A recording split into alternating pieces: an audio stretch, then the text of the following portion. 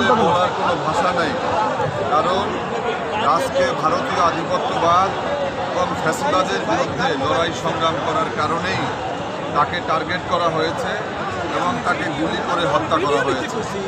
আমরা মনে করি যে এর দায় রাষ্ট্রকেও নিতে হবে, কারণ রাষ্ট্র নির্বাচন ঘোষণা করেছে, নির্বাচনের তফসিল দিয়েছে, কিন্তু তফসিল দেওয়ার পরে প্রার্থীদেরকে তারা নিরাপত্তা দিতে পারে নাই।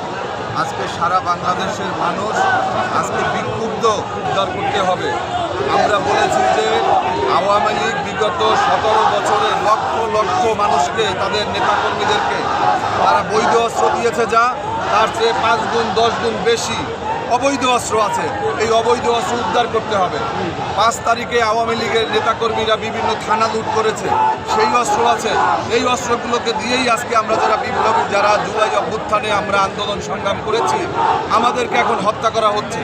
আজকে তারা সিরিজভাবে তারা আমাদের জীবন আমরা হুমকির মুখে। আমরা এই আজকে যে শোক, এটা কোনো শোক না, এটা আমাদের শক্তি। আমরা বাংলাদেশে ভারতীয় আধিপত্যবাদীদের কলম রচনা করি।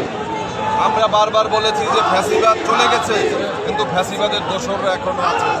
আজকেও আমরা দেখেছি যে টক শোতে গিয়ে আজকে আওয়ামী লীগকে পুনর্বাসনের কথা বলা হচ্ছে, আওয়ামী লীগকে নির্বাচনে নিয়ে আসার কথা বলা হচ্ছে।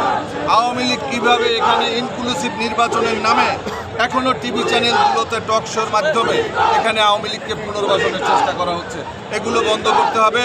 আজকে আপনারা দেখেছেন যে সারা বাংলাদেশের মানুষ কীভাবে হাদির জন্য তারা প্রাণ খুলে দোয়া করছে, এবং এখানে আজকে ঐতিহাসিক একটা জানাজার অনুষ্ঠিত হচ্ছে।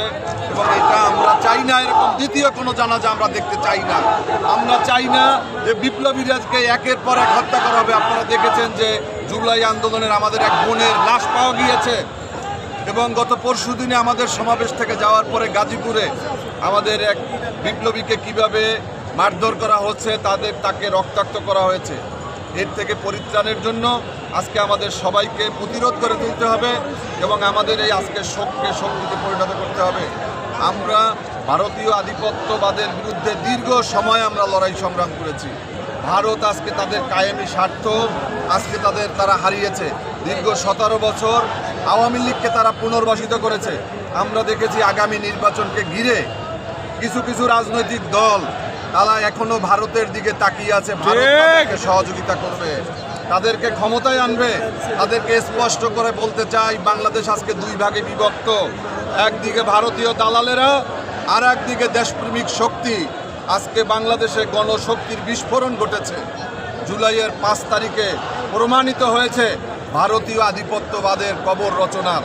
আমরা এখানে কোনোভাবে ফ্যাসিবাদকে যেভাবে মাথা তুলতে দেব না, আমরা এখানে ভারতীয় আধিপত্যবাদকেও মাথা তুলতে দেব না। ক্ষমতায় আসবে যারা ভারতীয় আধিপত্যবাদের বিরুদ্ধে অবস্থান করবে তারা। আজকে আমাদের আগামী